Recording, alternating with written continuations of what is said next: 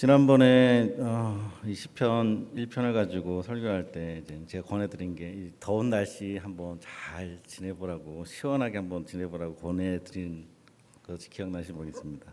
좀 읽어보셨는지요? 저도 많이 못 읽었지만 오늘 또 시편에 대해서 또 이어서 하려고 합니다. 시편이 얼마나 중요한지는 지난번에 한번 루터의 말을 제가 인용했었는데요. 또 한번 우리 PPT를 보면서 한번 루터가 이 시편을 강의하면서 서문에 주석 서문에 이렇게 썼습니다. 한번 같이 읽어 보시겠습니다.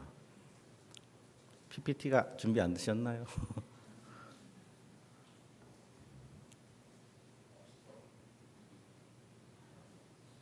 안 됐으면 제가 육성으로만 해드리겠습니다. 루터가 이렇게 말했습니다. 시편은 그 속에 성경 전체가 가진 모든 내용이 가장 아름답고 가장 짧게 담겨져 있는 아주 작은 책자로 만들어져 정돈된 작은 성경이라고 할 수 있을 것이다. 내게는 마치 성령이 스스로 온 힘을 다 기울여서 작은 성경과 기독교 전체 혹은 모든 성인에 대한 교본을 만들어내서 성경 전체를 읽을 수 없는 자를 위해 그 전체를 작은 책으로 요약해낸 것처럼 생각된다. 그러니까 루터 시대에는 성경이 자국어로 번역도 안 됐고 라틴어로 되어 있기 때문에 이런 시편에 대해 활용도가 아주 높았다고 보여집니다. 성경은 하나님의 약속이 담겨진 책입니다. 제가 오전에 우리 중고등부 설교에서 잠깐 거론했었는데 성경의 한 부분, 파란 부분이라고 할 수 있는 이제 우리가 인식하고 있는 그 부분을 구약이라 하지 않습니까? 또 불구스름하게 신약이랍니다. 그것을 우리나라 말로 더 풀어본다면은 오래된 약속, 그다음에 새로운 약속. 그러니까 무엇에 대한 약속이냐? 구약은 처음 초리말 예수님에 대한 약속이 담겨진 게 구약이고요. 신약은 재림할 예수님에 대해서 약속한 게 이제 신약이라는 것입니다. 이렇게 성경은 약속으로 이루어진 내용입니다. 그래서 성경 내용을 보다 보면은 아브라함의 언약, 다윗의 언약, 새 언약 등등 언약이라는 단어도 참 많이 나옵니다. 요즘엔 잘 안 쓰지만 쉬운 말로 하면 약속이라고 할 수 있겠죠. 약속. 이런 약속이 이게 성경 안에 담겨져 있다는 것이죠. 지금 루터의 말을 우리가 빌었을 때 그런 약속을 또 축약하고 자은 성경처럼 만든 게 시편이라는 겁니다. 그만큼 시편의 중요도를 우리는 인식할 수 있을 것입니다.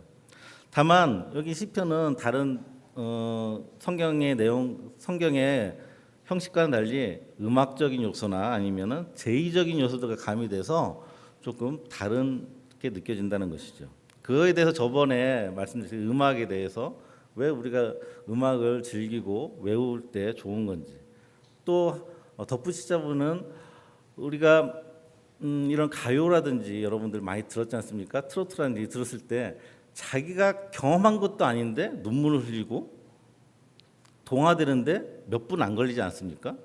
근데 영화 같은 거나 드라마 같은 것은 그 한마디로 시동이 걸리려면은 적어도 몇십 분은 걸립니다. 갑자기 감동적인 장면 나와서 감동받지 않는데 이상하게 음악이라는 것은 그 몇 분 안에 그 모든 것을 경험할 수 있는 참 좋은 도구이기도 합니다. 하나님께서 주신 것입니다. 하나님께서 그런 시편을 주신 이유도 전체를 안 읽어도 짧게 읽어도 그 모든 것을 경험할 수 있게 주시려고 주신 것 같습니다. 휴가를 맞아서 여기저기 많은 사람들이 여행을 다닙니다. 해외로도 많이 가고 국내로도 많이 가고 합니다. 근데 특히 휴가지 선택에서 많은 사람들이 선택 요소 중에 우선순위 요즘엔 호캉스라는 단어도 있듯이 많이 다양해졌는데 예전에는 꼭 역사적인 유물이나 관광지 그런 것을 많이 끼고 여행을 많이 다니지 않습니까? 특히 요즘에 해외 여행도 마찬가지일 것입니다. 해외 여행에 아무리 경치가 좋아도 경치만 보고 오는 게 아니라 몇 군데는 이제 그 나라의 역사적인 내용이 담긴 곳을 골라서 갈 텐데 이런 역사적인 유물이나 예술 작품은 배경 지식이 없으면은 그저 그런 것이 대부분입니다. 나의 문화유사 답사기라는 책을 내신 유홍준 전 문화재청 청장이었는데 이분이 한 말이 있습니다. 아는 만큼 보인다고 합니다. 그러니까 꼭 그런 유물을 보기 전에 배경 지식을 알고 가서 보라는 것입니다. 그러면은 더 깊이 알고 그걸 체험할 수 있다는 것이죠. 그런 것처럼 우리 시편도 어쩌면 성경 안에 예술 작품 같은 겁니다. 음악적인 요소가 있기 때문에 이런 예술 작품을 이해하는데 배경 지식을 아는 게 참 도움이 될 것입니다. 여러분들도 자주는 안 가지만 저도 몇 번 안 가봤지만 클래식을 들어갈 때 그냥 가면은 대부분 좋다고 하죠. 그렇지만 그 곡의 내용이라든지 어떻게 지어졌는지 그런 것을 안다든지 또 시를 읽을 때도 그 시인의 인생사를 아는 만큼 그 시조의 문구라든지 그게 와닿지 않습니까? 이런 것들 또 그림을 볼 때도 그 작가가 어떤 시대에 어떤 위치에서 어떤 환경에서 글을 이뤘냐는 그런 배경지식을 한다면 그 그림이 달라 보이고 더 깊이 보인다는 것입니다. 그런 것처럼 우리 시편도 이 시편의 배경 지식을 우리가 좀이라도 알면은 그냥 아름다운 문구이죠. 그것만으로도 은혜가 되지만은 더 깊이 알 수 있는 기회가 우리에게 주어질 것 같습니다. 시편은 총 150편으로 되어 있습니다. 이 시편은 한 1000여 년간에 걸쳐서 이렇게 지어졌고 모아진 책입니다. 이 150편 가운데 75편이 확인된 것만 논란이 있는 것 빼고요. 75편이 다윗의 시편입니다. 그러니까 이렇게 따지다 보면 우리가 다윗을 아는 만큼 이 시편이 아주 풍성한 내용이 된다는 것이죠. 근데 우리 성경에서 다윗을 아는 게 왜 이렇게 중요한 것이냐? 고작 시편만 알려는 게 아니라 많은 경우 예수님을 예표하는 인물로 다윗을 두고 있습니다. 다윗의 자손 예수여 하는 그런 문구도 있듯이 다윗을 아는 만큼 우리가 예수님도 많이 알 수 있다는 것입니다. 다윗은 메시아 예수 그리스도를 예표하는 인물이고 다윗이 사울에게 쫓기면서 고난을 당하고 핍박을 받는 모습이 바로 예수님의 고난과 많이 비교되게 됩니다. 지난번에 말씀드렸듯이 신약에 가장 많이 인용된 구약의 문구가 시편에 나온 것도 그런 이유일 것입니다. 그런 고난과 핍박 속에서 결국 하나님께서 아들을 왕으로 삼으시고 그 왕을 통해 그 백성을 건지시는 이야기들이 이제 시편에도 녹아 있다는 것이죠. 시편 전체는 메시아이신 하나님의 아들 예수 그리스도와 그로 말미암아 건짐을 받게 된 우리 백성들, 하나님의 백성들, 그리고 하나님의 백성들의 삶에 관해서 아주 자세하게 기록되어 있는 겁니다. 자세하다는 게 뭐냐면은 그 감정이 고스란히 녹아 있다는 것입니다. 그럼 어떻게 행동하고 이런 것보다 그 고난과 핍박과 가운데 우리의 감정이 실어져 있다는 것이죠.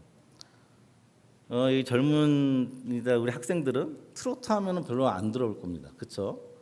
그렇지만 왜 어른들은 트로트를 좋아할까요? 그래서 한번 검색해봤습니다.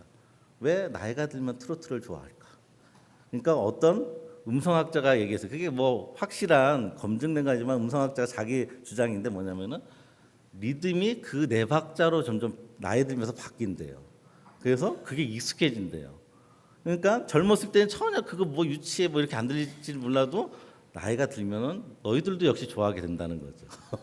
그래서 아이 때는 안 좋아하고 청소년 때는 안 좋아할지 몰라도 나이가 들면서 트로트가 점점 들린다는 것입니다. 그렇게 얘기하는데 또 다른 이유가 저는 있을 것 같아요.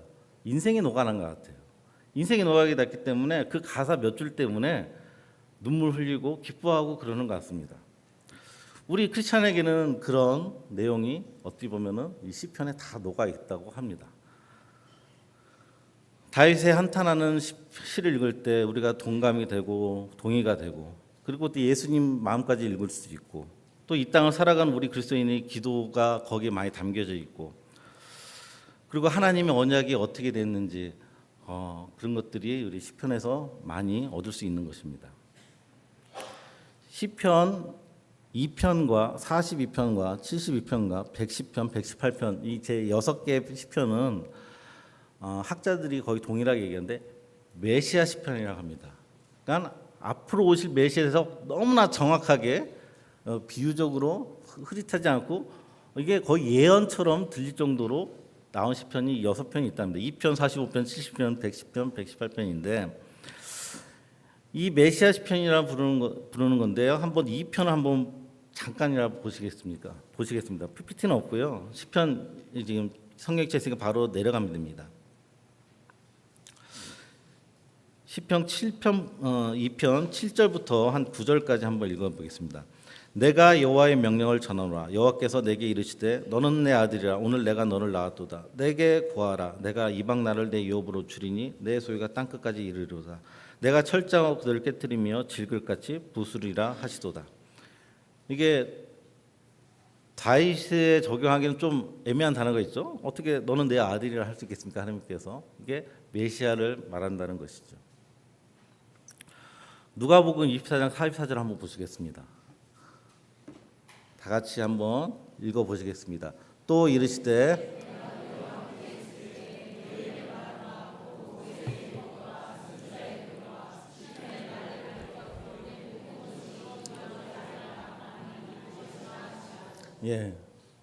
모세의 율법과 선지자들의 글과 시편, 그러면 뭐 구약성경 전부 다라는 겁니다. 시편이 나를 가리켜 기록된 모든 것이 이루어져야, 이게 예수님께 이렇게 말씀하신 거죠. 이런 시편은 150편인데 이걸 또 조금 분류를 합니다. 그래서 분류를 하면 모두 몇 권이 되냐면 5권이 됩니다. 5권에 대한 잠깐 PPT 잠깐 다음 넘겨주세요. 이거 아닌데. 또 이것도 말로 해드리겠습니다. 1권은 뭐 성경에 다 있습니다. 1편부터 41편까지가 1권이고요. 2권은 42편부터 72편까지입니다. 3권은 73편부터 89편까지고요. 4권이 90편에서 106편까지, 5권은 107편부터 150편까지가 이렇게 성경을 읽으시면 제1권 하면서 1편이 나오고 제2권 하면서 42편이 나오고 이런 식으로 다 분류가 되어 있습니다. 이 책이 끝날 때마다 송영으로 끝이 납니다. 송영으로 끝난다는 것은 뭐냐면은, 이 송영이라는 건 또 뭐냐면은 공식 행사에서 마지막을 장식하는 음악입니다. 그러니까 이게 제의적인 게 있다고 하지 않습니까? 하나님께 영광을 돌리는 것으로 끝난다는 거예요. 그 내용이 어떻게 중간에 어떻게 되거나 끝날 때는 하나님께 영광 돌리는 멜로디나 내용으로 끝난다는 것입니다. 이런 성경이 시편이 5권으로 나눠지는데요. 내용을 잘 보시면 막 아무렇게나 편집한 게 아닙니다. 내용을 비슷한 내용끼리 모아놔서 이렇게 1권, 2권, 3권, 4권, 5권까지 된 겁니다. 1, 2권을 주로 보시면은 탄식과 한탄의 시가 많이 나와 있습니다. 그리고 마지막 5권은 대부분 할렐루야 찬양이라 하듯이 할렐루야라는 게 엄청 나옵니다. 찬양의 시입니다. 이것은 어떻게 보냐면은 예수님의 삶의 여정하고 비슷하다고 보시면 됩니다.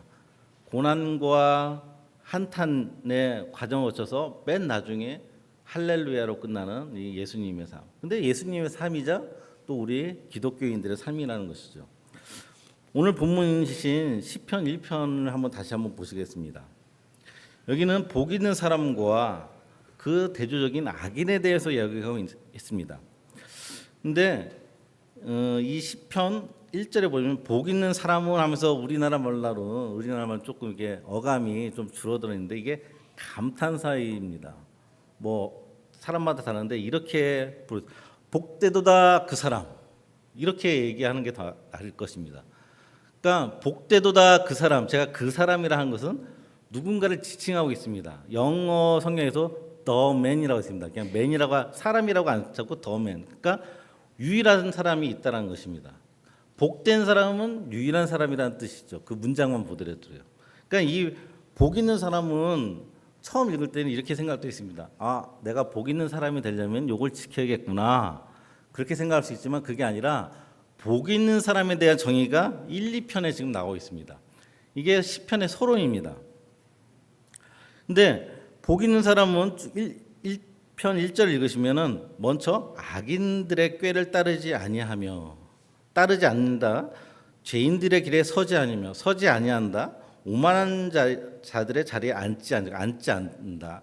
그러니까 따르다, 서다, 앉다입니다. 이걸 반대로 생각하면 악인이 되는 경우가 이렇게 된다는 겁니다. 악인이 되는 게 먼저 따르고 그 다음에 걷다가 쓰고, 그러니까 악인의 자리에 앉는 거죠. 근데 의인은 그것을 안 한다는 것입니다. 이렇게 1편을 쭉 봤을 때 내가 지킬 만한 것이 되겠습니까? 이게 예? 매일마다 묵상하기도 할 수 있겠지만 아닐 수도 있고요. 악인들은 심판을 견디며 죄인들은 은혜 몸에 들지 못하리라 하면서 5절에 나와 있습니다. 이것은 계속 말씀드린 예수님을 얘기하고 있습니다. 예수님을 얘기하고 있는데 왜냐? 예수님만이 이 복 있는 자란 뜻입니다. 우리가 이렇게 복 있는 자가 되라고 이렇게 권하는 게 아니라, 그러니까 이 예수님이 이 복 있는 자인데 이 복 있는 자 예수님에 대해서 이젠 시편 전체적으로 후에 얘기하겠다 하면서 1, 2편에 나온다는 것이죠. 로마서 3장 10절에서 12절을 한번 보시겠습니다.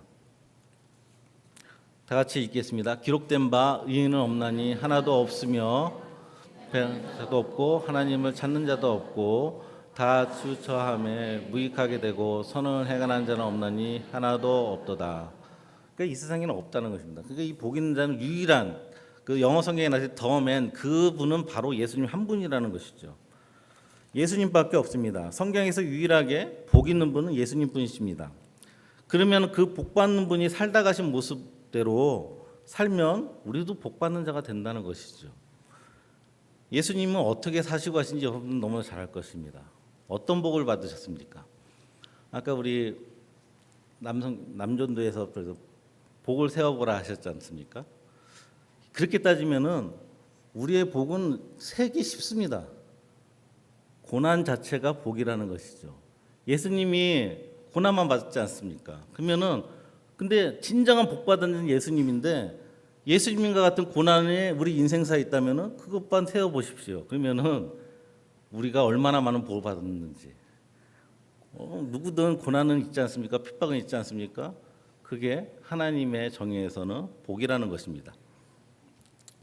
그분은, 예수님은 머리 둘 곳도 없으셨고 사람들에게 멸시당하셨고 배반당하셨고 순환당하신 분이십니다. 그 복 있는 자 예수님에 대한 분노를 다음 편에 있는 2장 1절과 3절에서 볼 수 있습니다. 다 같이 한번 또 읽어보시겠습니다. 어찌하여 이방 나라들이 분노하며 민족들이 헛된 일을 꾸미는가? 세상의 군왕들이 나서며 관원들이 서로 꾀하며 여호와와 그의 기름 부은 자를 대적하며 우리가 그들의 맨 것을 끊고 그의 결박을 벗어 버리자 하는도다. 예수님 복 있는 자가 이렇게 핍박을 받습니다. 근데 하나님께서는 그 다음에 바로 그 핍박하는 자들을 비웃으십니다. 그래서 4절부터 또 9절까지 2장 전체, 2편 전체입니다. 이것도 한번 또 읽어보시겠습니다. 하늘에 계신 이가 웃으심이며 주께서 그를 비웃으시로다.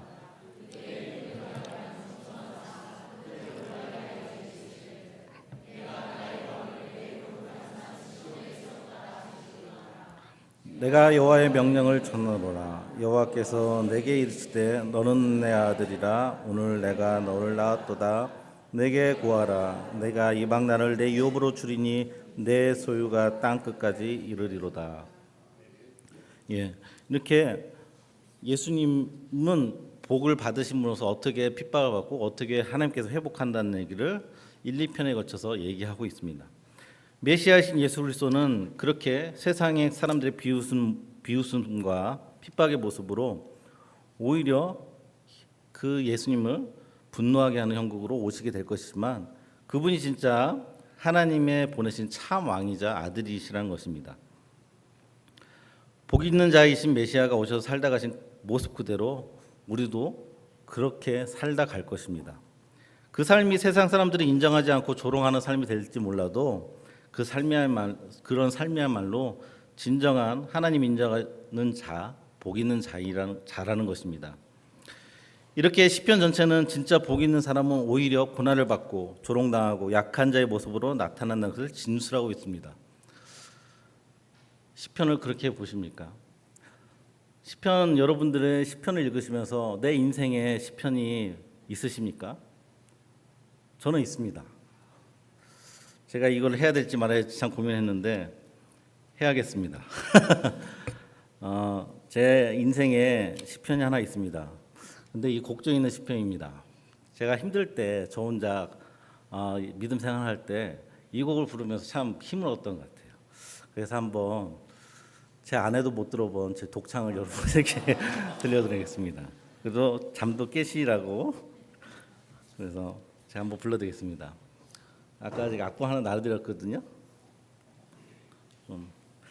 제가 이게 노래 부르기가 참 힘들어요. 찬양하기가 너무 힘듭니다. 왜냐하면은 큰 사건이 하나 있었어요. 새벽기도회 때 어떤 곡조하고 전혀 다른 가사가 불려진다든지, 어떤 때는 이제 후렴구부터 부른다든지, 제가 이런 사람입니다. 예, 그렇지만 불러드리겠습니다.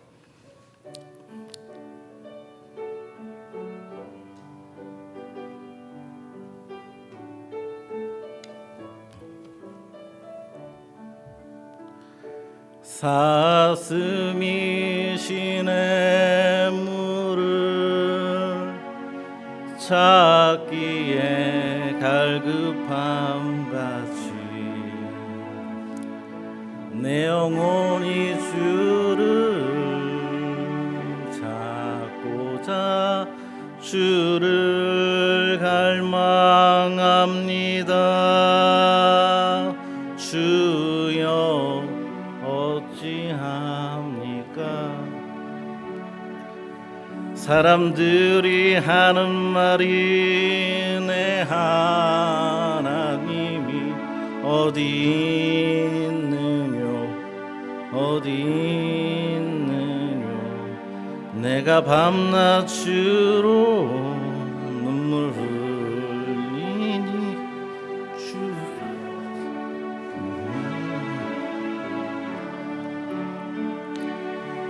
내 영혼아 내가 어찌하여 낭망하느냐 내가 어찌하여 불안하는고 너는 너의 하나님을 알아 내 얼굴을 도우시는 내 하나님을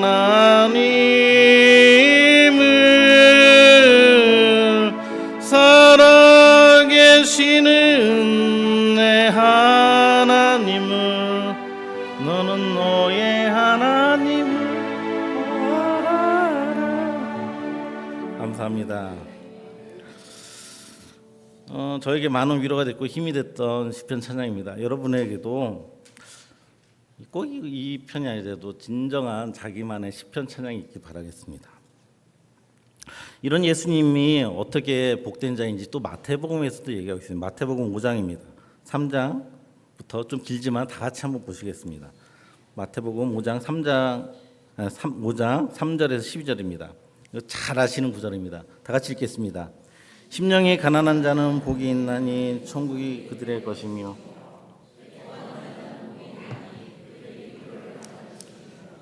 온유한 자는 복이 있나니 그들이 땅을 기업으로 받을 것이며 의에 줄이고 목마른 자는 복이 있나니 그들이 배부를 것이며 궁휼히 여기는 자는 복이 있나니 그들이 궁휼히 여김을 받을 것이며 마음이 청결한 자는 복이 있나니 그들이 하나님을 볼 것이며 화평하게 하는 자는 복이 있나니 그들이 하나님의 아들이라 일컬음을 받을 것이며 의를 위하여 박해를 받는 자는 복이 있나니 천국이 그들의 것임이라. 나로 말미암아 너희를 욕하고 박해하고 거짓으로 너희를 거슬려 모든 악한 말을 할 때에는 너희에게 복이 있나니 기뻐하고 즐거워하라. 하늘에서 너희의 상이 큼이라. 너희 전에 있던 선지자들도 이같이 박해하였느니라. 복 있는 자의 모습입니다. 여러분들은 여기에 얼마나 해당되고 있습니까? 이 삶을 살다 가신 분이 바로 예수님이십니다. 1권을 보면 다윗의 시편이 전부입니다. 그리고 1권이 끝나면서 2권 마지막에 보시면은 72편인데 2권의 마지막 72는 솔로몬의 시편으로 끝납니다. 그러니까 1권은 다윗의 시편이고 2권의 마지막 장은 솔로몬의 시편이신 것입니다. 시편 72편 1, 2절 잠깐 보시겠습니다. 제가 읽어드리겠습니다. 하나님이여 주의 판단력을 왕에게 주시고 주의 공의를 왕의 아들에게 주소서. 그가 주의 백성을 공의로 재판하며 주의 가난한 자를 정의로 재판하리니. 딱 재판 들어가니까 솔로몬 생각나지 않습니까? 이렇게 다윗에서 솔로몬으로 하나님의 언약이 이어진다는 것을 보여주는 것입니다. 이런 언약을 지키는 하나님 아버지, 아까 약속이라는 말을 했듯이 이런 메시아를 상징하는 다윗과 솔로몬이 1, 2권에 기록된 것입니다. 그런데 이제 3권부터 참 달라집니다. 분위기가 확 달라집니다. 3권은 73편에서 89편인데 우리 73편 유명하지 않습니까? 73편은 고난에 대해서 많이 얘기하고 있습니다. 73편 1, 2절만이라도 한번 읽어보시겠습니다. 이거 PPT 없습니다. 73편 한번 보시겠습니다. 73편 1절과 2절입니다. 하나님이 참으로 이스라엘 중 마을이 정결한 자에게 선을 행하시나 나는 거의 넘어질 뻔하였고 나의 걸음이 미끄러질 뻔하였으니, 이러면서 3절에는 이는 내가 악인의 형통을 보고 오만한 자를 질투하였습니다. 이렇게 됩니다. 우리에게 이런 질문이 있어야 됩니다. 고난이 있고 핍박이 있는데 왜 그래야 되는지 그런 질문이 있어야 된다는 것입니다. 고난과 핍박이 있다 해서 질문 없다면은 그 나중에 4권과 5권의 삶까지 못 갑니다. 당연한 것입니다. 내가 왜 잘 믿는데 잘 하는데 내가 왜 이래야 됩니까? 그런 질문들이 3권에 빽빽히 있습니다. 힘드십니까? 3권을 읽어보십시오. 나보다 더한 얘기를 하나님께 묻고 하는 얘기들이 너무나 많습니다. 또 대표적인 시편을 제가 한번 89편입니다. 89편 45절에서 51절인데요. 이건 제가 읽어드리겠습니다. 계속된 하나님에 대한 물음입니다. 그 젊은 날들을 짧게 하시고 그를 수치로 덮으셨나이다. 여호와의 언제까지니까? 스스로 영원히 숨기시리이까? 주의 노가 언제까지 불붙듯 하시겠나이까? 나의 때가 얼마나 짧은지 기억하소서. 주께서 모든 사람을 어찌 그리 허무하게 창조하셨는지요. 누가 살아서 죽음을 보지 아니하고 자기의 영혼을 수월의 권세에서 건지리이까? 주여, 주의 성실하심으로 다윗에게 맹세하신 그 전에 인자하심이 어디 있나이까? 주는 주의 종들이 받은 비방을 기억하소서. 많은 민족이 비방이 내 품에 있사오니 여호와여, 이 비방은 주의 원수들이 주의 기름 부은 자의 행동을 비방한 것이로소이다. 하나님께 계속 묻습니다. 우리 삶 속에서 이렇게 하나님이 묻는 기도가 있습니까? 당연히 있습니다. 없을 수가 없습니다. 그렇지 않습니까? 우리가 성경을 읽는 이유가 무엇입니까? 막상 예수 믿었지, 하나님 믿었지 하면서 그래, 하나님께 기도해봐. 그러면 어떤 기도를 할 것 같습니까? 계속 우리 강단에서 얘기하는 세상의 복을 구하지 않겠습니까? 근데 성경을 읽으라는 이유가 거기 있습니다. 성경을 읽고 기도해 보십시오. 세상 거 구하지 않습니다. 하나님 마음을 구합니다. 성경을 읽지 않고 그냥 내 마음 가는 대로 기도한다면은 속풀이는 될 수 있겠지만은 그것이 하나님이 원하는 기도가 아니라는 것이죠. 그러니까 우리에게는 성경을 먼저 읽는 것이 우선시 되어야 됩니다. 그 다음에 기도하고 찬양하고 곡절을 실어야 된다는 것이죠. 이러면서 4권으로 넘어갑니다. 이런 질문에 대해 4권에서 바로 답변해 줍니다. 4권의 처음이 90편인데 바로 모세의 시편입니다. 생각해 보면 모세의 시편이 가장 먼저 나와야 되지 않습니까? 다윗보다 한참 전에 있었던 인물인데, 근데 이렇게 나온 이유가 하나님께서는 시간을 두고 이렇게 기록하고 정리한 게 아니라 그 예수님의 여정에 따라서 기록된 것이기 때문에 그렇습니다. 90편 1절에 보면 이렇게 쓰여 있습니다. 주여, 주는 대대에 우리의 거처가 되셨나이다. 이렇게 하면서 91편도 모세의 시편인데 모세의 시편 91편 1, 2절을 다 같이 한번 읽어보겠습니다. 지존자의 은밀한 곳에 거주하며 전능자의 그늘 아래 사는 자여, 나는 여호와를 향하여 말하기를 그는 나의 피난처여 나의 요새여 내가 의뢰하는 하나님이라 하리니. 그런 3권에 대한 질문들을 4권에서 이렇게 또 쏟아붓습니다. 그런 질문들을 했지. 그렇지만 하나님이 이런 분이셔. 모세가 경험했던 것들을 첫 번째 답변하면서 하고 있습니다. 우리도 똑같지 않습니까? 어려울 때, 힘들 때, 골방에서 기도할 때, 지하에서 기도할 때 많은 질문들을 하지만 그 기도의 끝에 어떤 답변을 받습니까? 전능자 하나님, 위로의 하나님, 그런 것을 받습니다. 이렇게 4권에서 이렇게 얘기하고 그 다음에 마지막에 우리가 가야 될 곳이 어디입니까? 바로 저 하늘나라 아닙니까? 시온 아닙니까? 마지막 5권 107편부터 150편을 보시면은 다 찬양으로 도배되어 있습니다. 제가 그냥 읽어드리겠습니다. 107편 1절입니다. PPT도 있는데 여호와께 감사하라 그는 선하시며 그 인자심이 영원하미로다. 108편 1절입니다. 하나님이여 내 마음을 정하여 싸우니 내가 노래하며 나의 마음을 다하여 찬양하리로다. 110편 1, 2절입니다. 여호와께서 내 주에게 말씀하시기를 내가 내 원수로 내 발판이 되게 하기까지 너는 내 오른쪽에 앉아 있으라 하셨도다. 여호와께서 시온에서부터 주의 권능의 귀를 내 보내시리니 주는 원수들 중에서 다스리소서. 이렇게 5권은 전부 다 하나님에 대한 찬양으로 있습니다. 우리가 영원히 찬양할 곳, 찬양할 수뿐이 없는 곳, 그 하나님의 나라 저 천국을 얘기하고 있는 것입니다. 우리에게는 이런 과정이 시편에 녹아 있습니다. 1권부터 5권까지 우리는 그 여정에 따라 살게 될 것입니다. 여러분들은 그 5권의 여정 가운데 지금 어디에 있습니까? 시편에서는 그래서 시온이라는 말이 참 많이 나옵니다. 시온이 어떻게 보면 하늘나라를 예정하고 하나님의 보좌가 있는 것을 예정하는 것이죠. 우리 인생은 목표 지점이 이 땅이 아니라 하나님의 나라 성소이고 시온입니다. 성전에 계신 하나님이 계신 곳을 추구하고 그곳에 있기 원합니다. 어려움 속에서 할렐루야 찬양할 수 있는 것입니다. 그 하나님 나라에 대한 소망이 확실하게 자리 잡게 되면은 우리는 이 시편의 내용이 나의 것이 됩니다. 다윗의 시편이 아니고 나의 시편이 되는 것입니다. 우리가 찬송 안 할 수가 없게 되는 것이죠. 찬송이라는 게 꼭 곡조만 있어야 되겠습니까? 저는 그런 생각했습니다. 예전에 저는 교단이 좀 다른 교단인데 하도 거기는 방언을 조구했습니다. 방언하면서 몇 시간씩 기도하게 되는 것입니다. 근데 어느 순간 이랬습니다. 나도 못 알아듣는 말을 내가 이렇게 몇 시간 한다고 해서 하나님은 어떻게 알아듣시겠지? 영의 소리니까. 그러면서 그렇지만 나는 뭔가 그러니까 하나님께서 이성을 주셨는데 머리를 주셨는데 문학이라는 거 주셨지 않습니까? 꼭 시인만 시 적는 게 아니지 않습니까? 여러분들 노트에 적거나 일기장에 적는 그런 문구들. 내가 정돈하고 잘 정제해서 나만의 언어이긴 하지만 남들이 유치하다 할지 모르겠지만 내가 하나님께 드려보는 노력은 내가 얼마나 했던가 하는 때 그런 건 별로 없더라고요. 그냥 뭐 내뱉는 대로 그 시간 때우기 형식이 더 많았던 것 같아요.